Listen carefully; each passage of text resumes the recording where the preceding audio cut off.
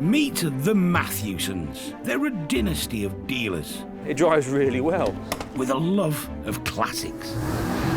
It's only condensation. In Thornton-le-Dale, gateway to the North York Moors, they auction over 2,000 rare vehicles every year. 42,000, the ready type, the stunning car. All walks of life. The cars fetch people together. I'm ecstatic. Head of the family, Derek. It's got to be the best job ever, isn't it? We're sort of living a dream. Trusted lieutenants, sons Paul Not everybody's cup of tea. and Dave. There's Dad's way, and there's Dad's way. Keeping them all in check and dealing with the punters, Sarah. Somebody could ring today with some fabulous vehicle that's been sat in a barn for 50 years. You have no clue. It's the chase, it's finding it. So you get up every morning thinking, what am I going to find today? This is a family's love affair with cars that have lived a life. Someone's cherished a car and loved it, and I think it's just great. I think it's absolutely superb. A passion that can be turned into brass.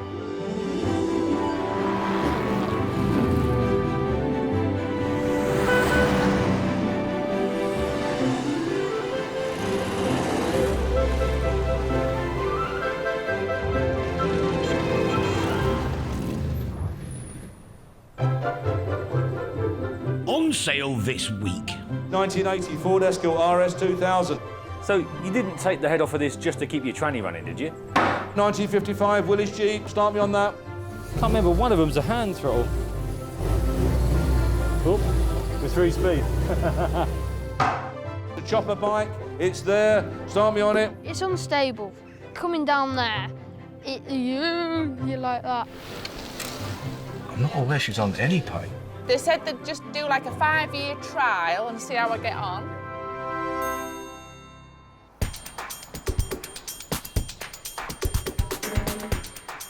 Fast Fords are big news these days at Mathewsons, Escort Mexico, 1972, lovely car. with some notable examples being sold at the auction. Ford Fiesta XR2, 86 Sierra RS Cosworth, 22,000. Dave is very happy about this. If you wanted something a little bit flash and a little bit quick, you went out and you bought something Ford. This lot are all his. 78 2-litre Escapri, an Escort rally car. Duratec 2.1 in there. And then over there is a Cortina GT. That's a good car, is that? Today, he's volunteered to collect one of the most revered cars of the late 70s. When a Ford comes in at our place, if it's an RS version of something, within minutes there's an attraction on the forecourt.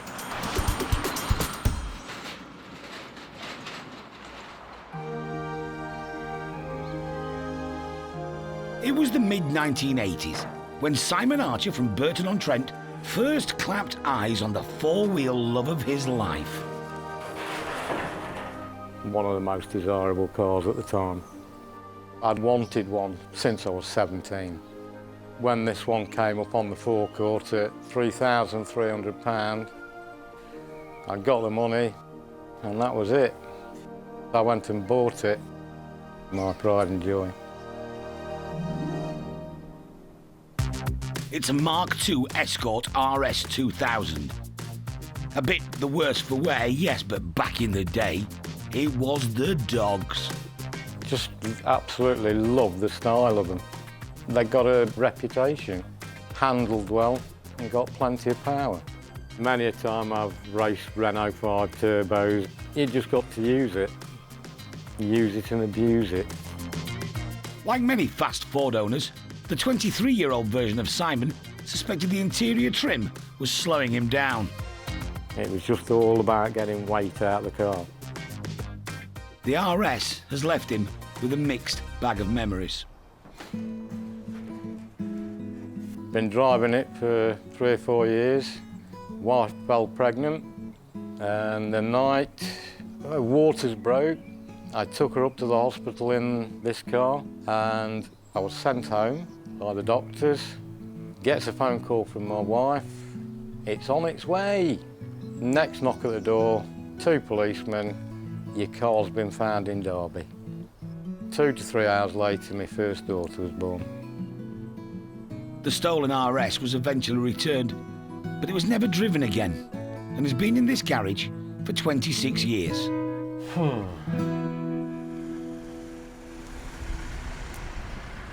Now then, mate, how are you? Oh, yeah. You must be Simon. Yes. Good to see you, mate. Oh, yeah. Well done. All right, Dave. Yeah, good. And that's it, is it? Yep. The RS has a nasty surprise waiting for Dave. Well, it is. Only half the engine is there. Got no brake horsepower in this whatsoever. Where did the head go then, mate?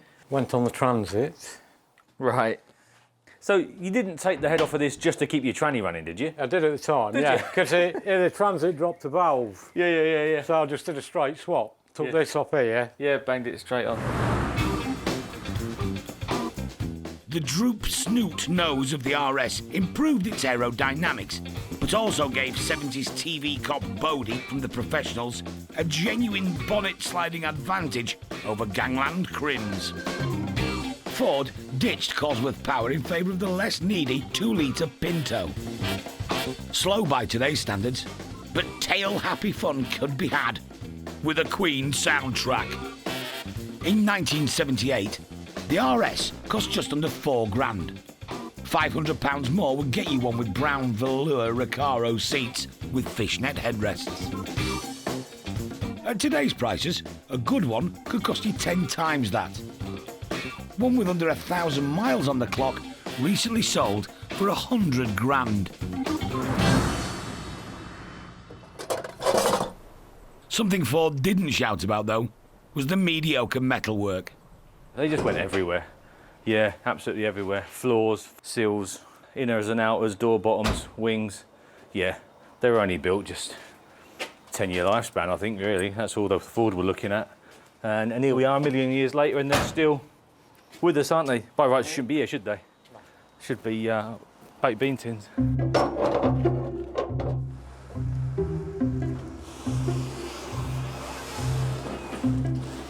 I always thought once the kids had grown up, I'd have the money, do it all up again and get it back on the road, but never got the time and never got the money. I've been offered about 13. Oh, have you? Right, so you want to be up there. Right, OK. A mate of mine from Whitby has just bought a very similar thing. Same sort of condition, really, in the same sort of bases, and he's just given 10 for that. So, yeah, I'll keep you posted. I'll see what feedback I get. OK. If there's loads of people chowing at it and want to pay decent money for it, then we'll try.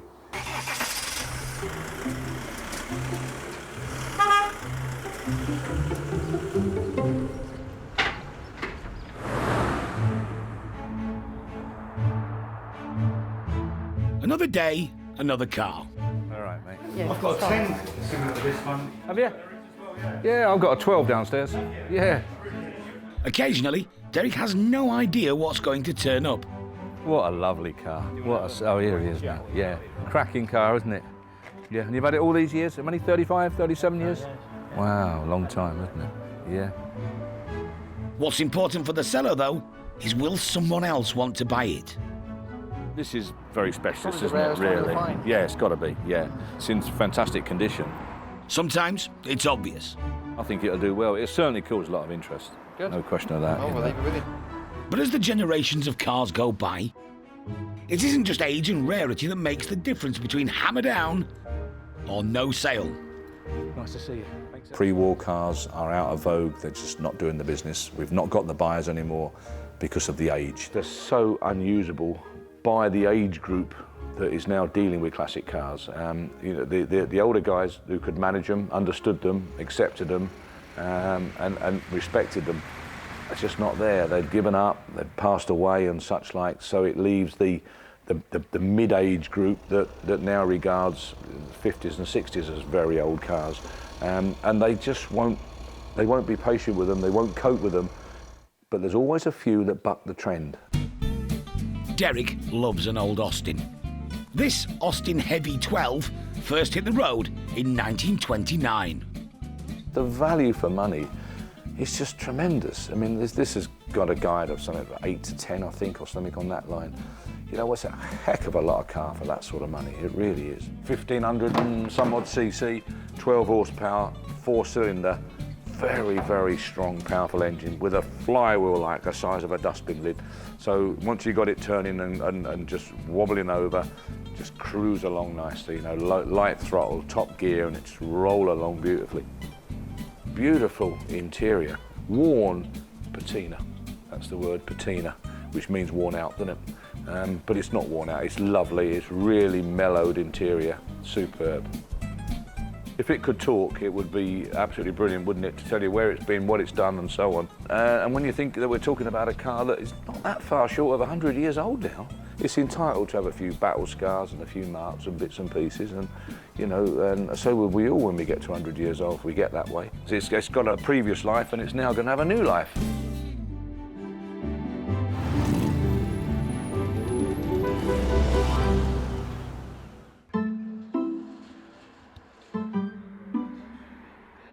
Every month, piles of memorabilia arrives, and sorting it is Sarah's job.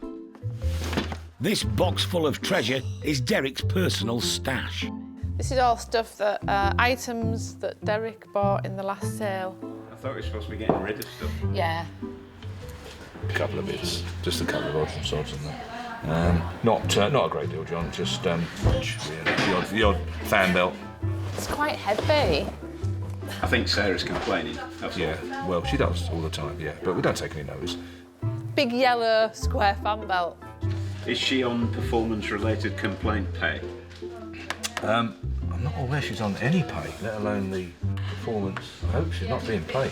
They said they'd just do like a 5-year trial and see how I get on. Yeah. And then maybe take me on. Yeah, that's it. Yeah. That'll do. So We'll leave it at that. Got 2 more years yet till you start paying me. Yeah, I know, yeah. Well, then you're happy with that, we'll Yeah. leave it at that. Yeah. That suits me. She's not here all the time. Oh, no. She only does part-time, only does Monday to Friday. So, therefore, she's not entitled to full-time pay anyway. Collecting this stuff can become a bit of an obsession. We're hoarders, aren't we?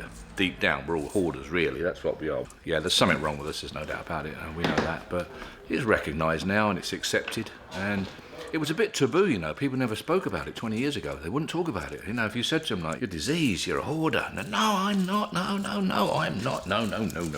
They totally deny it. But now, it seems to be really acceptable. It does, honestly. And there's a lot of them out there, probably myself included, are quite proud of it as well. I've always collected enamel signs right from the 70s. A lot were being found on allotments, places like that. They were a good source of roofing. How many signs would you say you've got then? Oof. Don't know, 100 maybe, without counting. Chris Parkin's garage needs more than your average tidy. His Class A enamel habit means he's got to get rid of his bikes.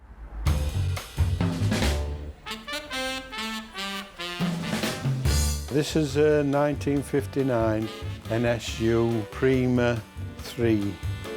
It's quite rare, you don't see them for sale at all. The gear change on this is on the floor. Press the front pedal to go up and the back one to change down. I think it's the only scooter that has that facility.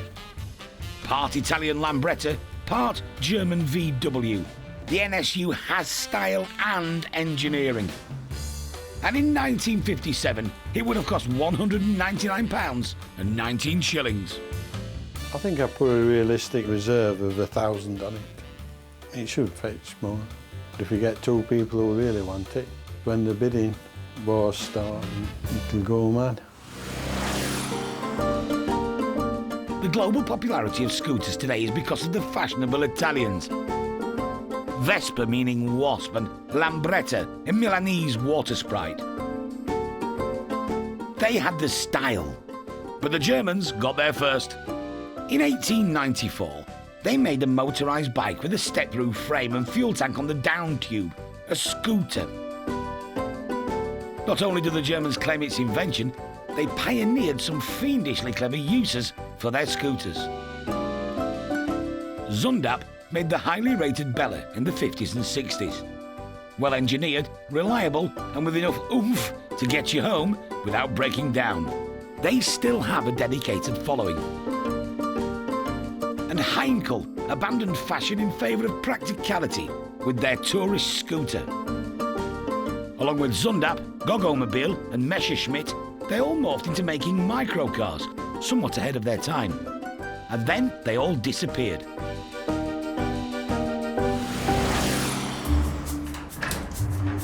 It's clear-out time for Chris. Derek, his grandson Jack, and Jack's mate Jordan are working as a highly tuned team today. And at least 2 of them are on time. Went to Halifax to get 2 barn finds. We got there first and got them ready for Grandad to sort of almost go straight on the trailer.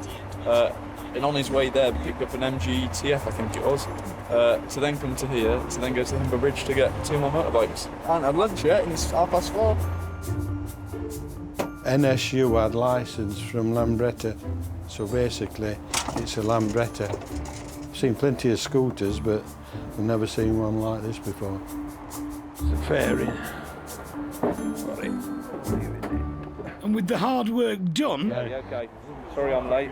the Mathewsons art critic has finally shown up. So that's a Picasso, isn't it, really? Oh, he right, couldn't it is. paint that, could he? He couldn't, did he? He couldn't have painted that Picasso. No doubt about that. That's quite rare, this one. Yeah, The, yeah, that's nice. Ground trees. I think he's gone a bit like me, really. You know, when I first started collecting them, I like what I see, and I see what I like. It's as simple as that. And you know, I'm not keen on plainish signs, although they might be more rare and valuable. I just like something to look at, like that Dominion. It's just beautiful, isn't it? This is what you call a man cave. Chris must have, without a shadow of a doubt, some of the best signs in the country today.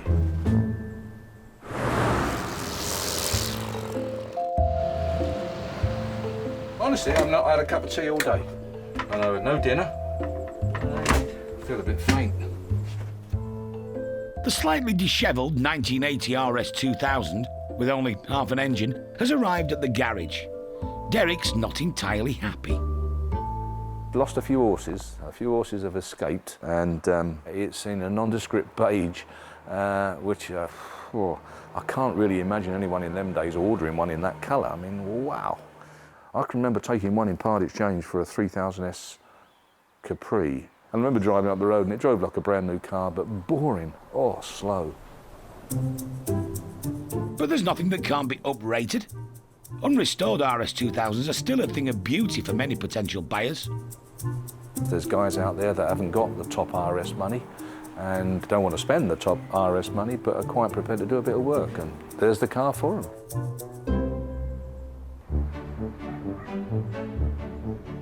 It's auction day. The interior's good, needs a bit of work still doing on it. Visitors from far and wide. Paul Dorset. How far is that? Like 360 miles yesterday. Each way? Yeah. 2 crash helmets and a pair of vintage goggles. The whole box was £40. I've only paid £50 with all my charges. Hello. Oh, yes. So excited. 1 cylinder head short of a full engine, the RS2000 is being weighed up. Cosmetically, there's a lot of money to be put in there, but and it might not have a floor in, you know, who knows. But they are very collectible, mega money. A real nice one, 50 grand, isn't it? They're just classic vehicles, classics. I've drove down for Scotland, staying over night in Harrogate to come to look at this example again. Lot number 126, 1980, Ford Escort RS2000. Now, for the observant members of the buying public here today, you might have noticed there's something missing off the engine. So don't come back and say, someone's nicked me cylinder head, because it's off now.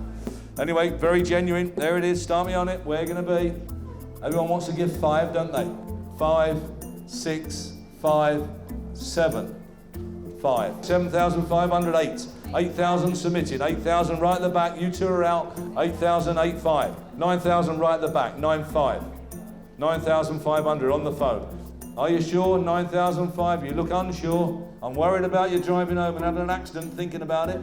Last time looking round, provisionally 10. 10th, I'm worried about him as well. Very worried about him. £10,000. Does he want 5? 10 and a half. 10 and a half. Are you sure? 10,500. You said that just now and you come back. 10,005. I'm going to sell it provisionally. You sure? 10,500. Well done, sir. Thanks for your bidding.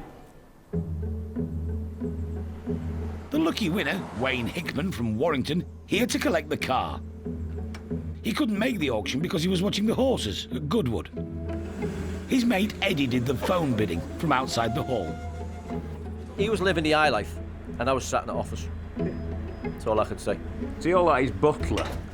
Gopher, more the words. He hasn't paid for it yet. I'll have a good day when I get paid back. He's won multiple concourse competitions at the Ford RS2000 Club. Why did you want this particular one? Because I'm RS2000 mad. Grown up with them. Back from the 70s, the 80s. It was the car of the era. You've just got to go and pay for it now, that's it. Well, I might leave him here.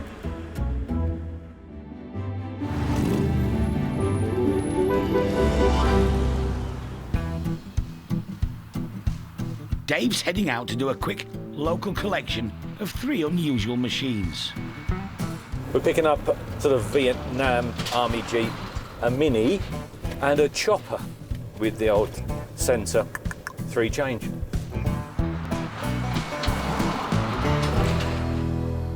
The owner couldn't be here, so he's left his son Will in charge, with his 2 mates Gus and Tom to help load. That's it. This renovated, no expense spared 1963 Mini was built to win races. Most of the money went on the front end. £20,000 worth of engine in there. Serious bit of money, that, isn't it? I remember one of them's a hand throttle. The second vehicle is a Willy's M38 A1 Jeep from 1955. Oh, with 3 speed. It was widely used in the Korean and Vietnam Wars. But in this household, the teenage car wranglers found a different use for it. We learnt to drive in it when we were younger and we got it. It's cool because you can, like, when it's driving along, you can jump into it and jump out of it in the field and act like an army man. I had exactly the same thing. I sold it a few years ago. You know, real nice, no surface rust, no nothing. A real level one. Never been restored. This one's obviously had a heavy restoration. Should have kept it really, but you can't keep them all, can you? Oh, unless you're named Derek, and then you keep them all.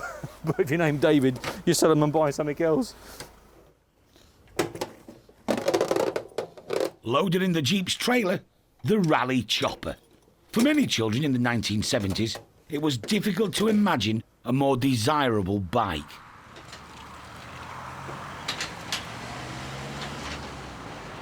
The Rally Chopper is now rare, but there's another one up for sale this month. It's brought back painful memories for Sarah. I had an older brother who was very fortunate to get one of these, and I did put on my list at Christmas that I wanted a chopper, but unfortunately either Santa is dyslexic or my mum was just mean, because I actually got a Rally Shopper, brown one with a basket on the front, and I wasn't happy really. It's auction day. Are you interested in buying? Yeah, but not horns. Pratt's wooden sign. He'd like to bid $30 US, and if he's successful, he'd like it posted out to New York. Right, you're going to America, Dave. You could drop it in. I could, couldn't I? Just drop by. Yeah, I'm going to Florida. Not quite New York, is it? But I suppose we could have a bit of a road trip. They don't make them like that any longer, do they? Balkans. Look at that, even the flaps work. That's tremendous. And for those that remember the children's cartoon Gumdrop, yes, it was one of these. 1929, Austin Heavy 12, lovely old car. Start me on it. Where 6, 5, 657, 7,500, 75, 7,600, submitting then, 7,006, 7,007, 7,8, 7,008, 7,9, 7,9, 8,000, 8,000, Jay the bidder, 8,001, 2, 8,2, out on the phone, 8,002. 8,003, 8,003, 4. Selling it, 8,004. Not messing on, it's selling 8,400, 8,5, 6, 7, 8, 8,008, 8,800, 9, 9,000 and away. 9,001, 2, 9,002, 9,3, 4, 9,5, 6, 9,600, 7, 8, 9, 9, 10. What do you think? 10,000 sold out right in the hall. 10,1, 10,001, 10,100 and going. 10,001, you sure? 10,001, 10,2. Out and selling. 10,3, 10,4. 10,4, he's got second wind now. You never stop him now. 10,5, 6, 10,7, 8, 10,008. You have to open another tin, wouldn't you? You have to dig up another hole, wouldn't you? 10,8, 10,9, 11, 11,000. Well, thank you very much for his bidding. 11,000. Jim, you got it. Well done, Jim. Well done. Sold to Mathewsons regular Jim Faulkner, a man who's been buying and selling for years. He wasn't going to go, that other fella. I made my mind up. No, he wasn't going to go. He'd have had to give 15 grand for it to have got it. So, lovely old car, over-engineered, good ones, a few and far between really, you know. They're normally well worked, aren't they? And they're old, aren't they, let's be fair. So yeah, not perfect, but nice, genuine, unmolested old car, yeah. We've always had these. My granddad used to run them with my dad. I've had a lot of these. I've had a lot of everything if it comes down to it. We're going to take it off the lorry, fill that with petrol, put a battery on her and see if she cranks up. And then I'll have her out tomorrow. If it's a nice day, otherwise I'm going to put it in the shed at all.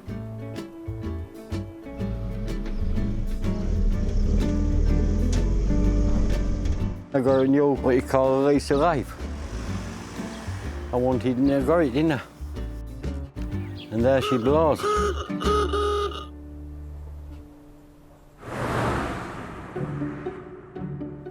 In the showroom, the two rare cars Dave collected earlier.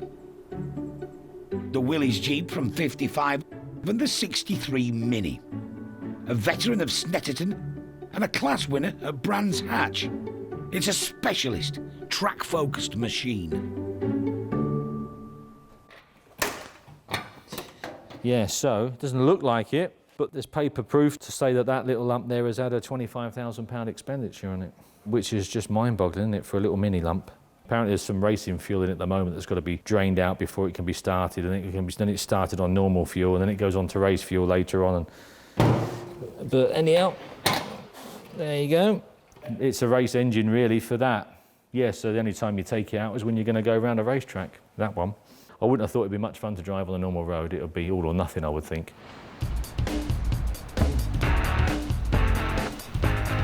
Collected at the same time as the Mini, the Rally Chopper. In 1973, it was yours for £32. Back then, a lot of money. Nearly 50 years on, Charlie is keen to see what all the fuss was about.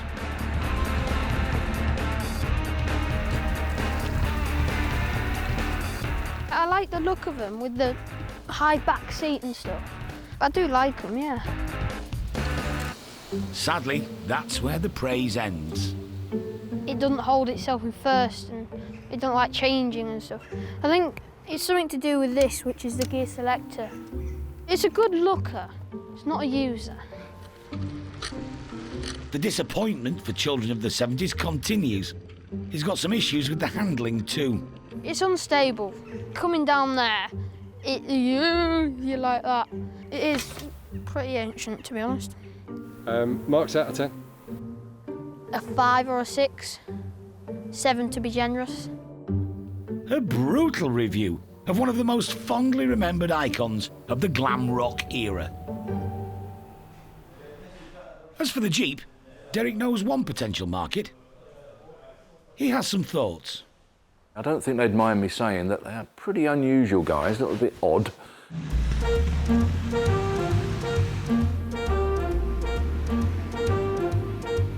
Not quite your run-of-the-mill enthusiast.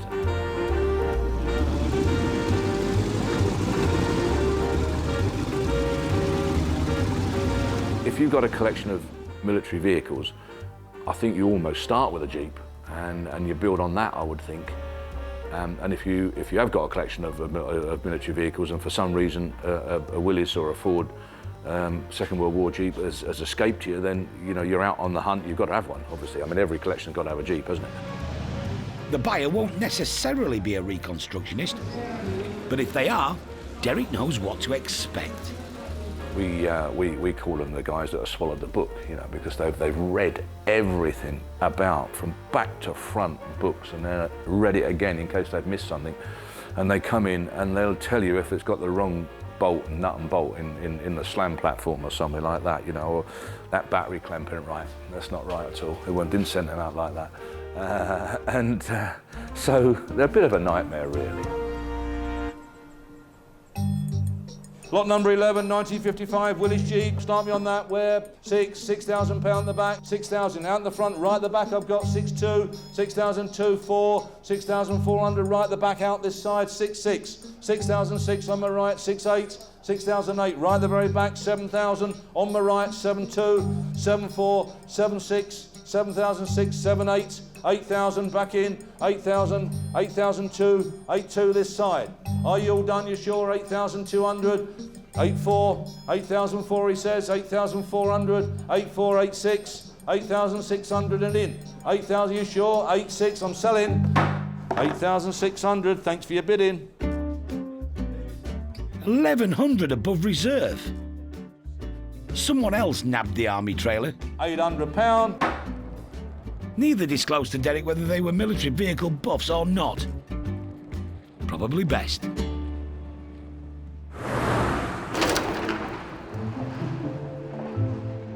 Having been taken apart by its previous owner, the 1980 RS2000 is now in Warrington and in the care of Wayne Hickman. Decided when I got back we'd strip it to virtually a bare shell. A lot of people probably say to themselves, well, it's just a rotten old shell, but to me, it's not, and anything can be repaired. Wayne bought this car to save an almost identical version he already owns. We call the car Ethel because it's initials on its number plate. I don't like using her. I look at her more than I use her. So you need another one to use? That's the one. When the other one's done, I won't need to use it at all, will I? The RS may have had bits taken off it in the past, but Wayne has taken dismantling to a whole new level. Garage assistant Paul has had a busy few weeks. We have the remains of the engine. Because there was a bit missing, wasn't there? There's still a bit missing. We also have the petrol tank and the rear end. Was that an easy task getting all that lot out? It was horrible. It was a hard task. Why? It just would not budge. But it's nothing compared to what he had to do with the interior.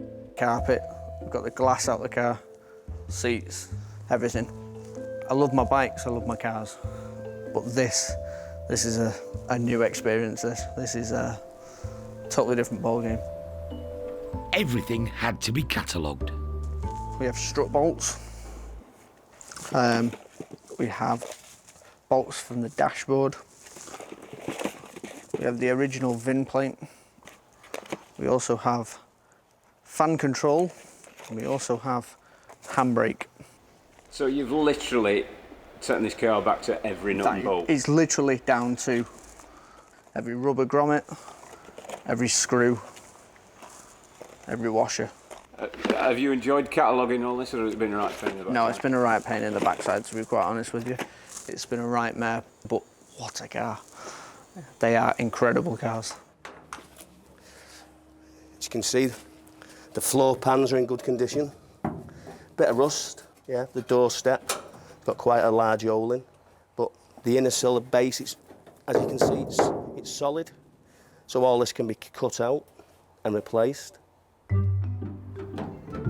Wayne runs a recovery firm, but it's fair to say he's more than qualified to take this on. I've had 72. So you've had 72 RS2000s? Yeah. 72? Yeah, 72. Do you need help? Not medical. 72? Yes, over the years.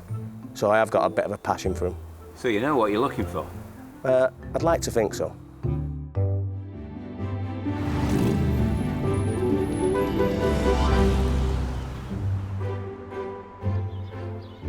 It's auction day. Oh, it's just manic. It's absolutely manic. You can't stop. Hello. So I bought this.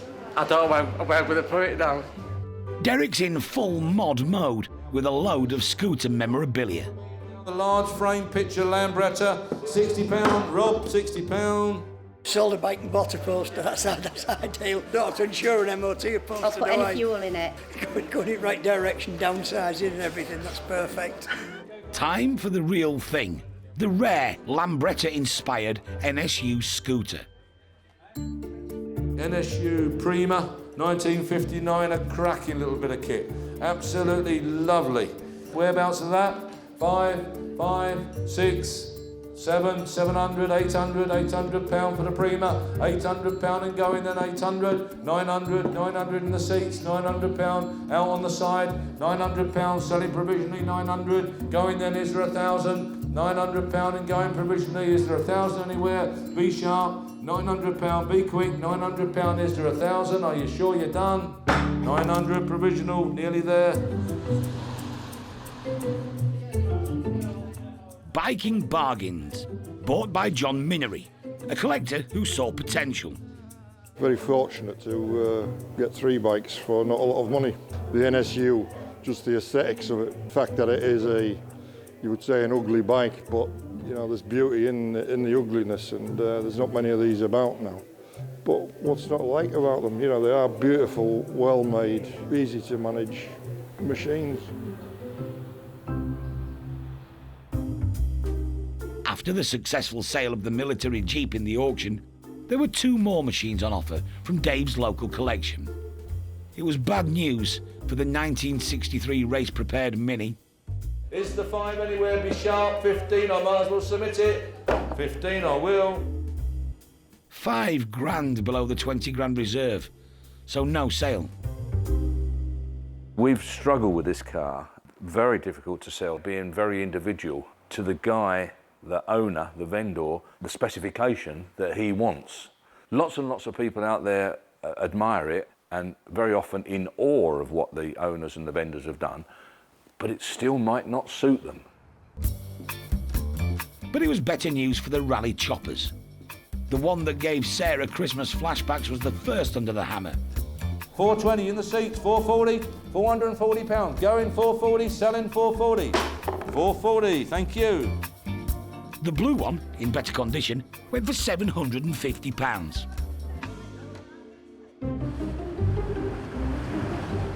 It was bought by Brian Woodcock of Bridlington.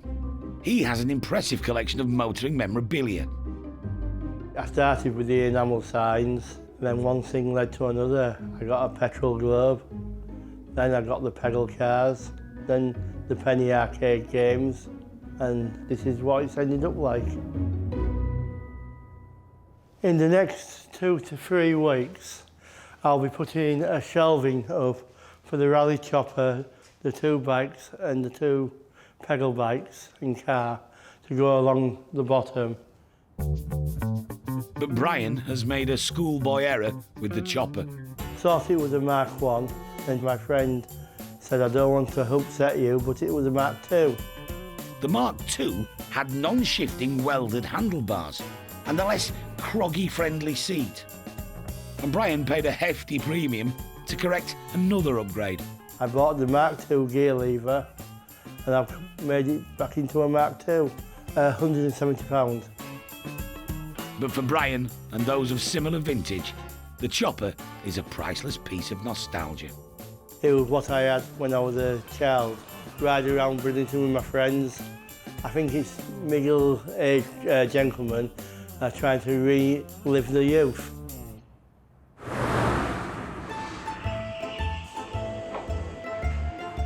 Buongiorno. Or as they say in York. So the tiramisu and the cappuccino. Would you like any sugars, mate? No, sweet. No? Thanks. Okay, thank you very much. Embracing his finest Italian style and getting into the swing of cafe culture is bike collector and NSU scooter buyer John Minery, who's planning an adventurous Roman holiday. I've never actually owned a scooter before and admire them from afar. And just the look of this, you either love it or loathe it. Personally, I absolutely love the lines of it. You know, it's from an era, it's from the 1950s, but yet it will still get me to Rome. It will break down, I have absolutely no doubt about that. But it's a very, very sound machine. It will do the job. But before it does the job, it needs a little work. There is an issue. The bike won't start. Yeah, it's the ignition coil either needs replacing or rewiring. It's a readily available part, so yeah, it's no drama, it's no problem. For me, there's got to be a bit of an edge to an adventure. If there isn't that edge, then the challenge isn't there and it's less fun.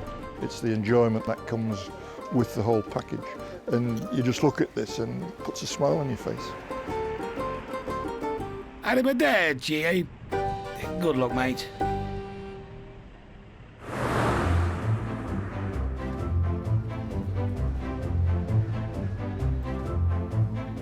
We are today at the Thorntondale Gala, our annual car show, and we enjoy it ever so much. It's a brilliant turnout to get a hardcore of maybe 200 exhibitors every year.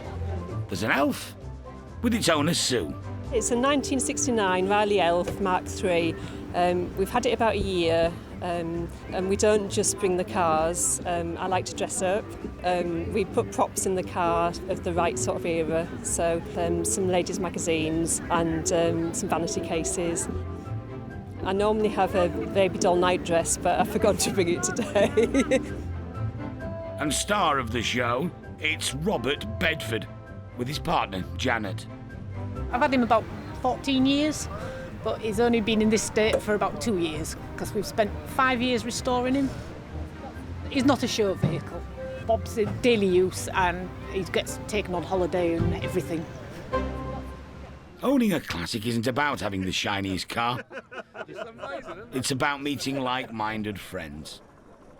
And Jim clearly knew what he was doing when he bought his Austin 12. It's a good old car, it runs well. He wanted days like this. I've had a lot of these old cars though, in my time, a lot of them. My granddad used to run them, we had them all the time. They're good old cars, strong old chassis. Used to use them like lorries. No, it's a good little show this. Nice, isn't it? Nice food, nice setting. That's a grand effort job, isn't it? And in first place was a Healy 3000.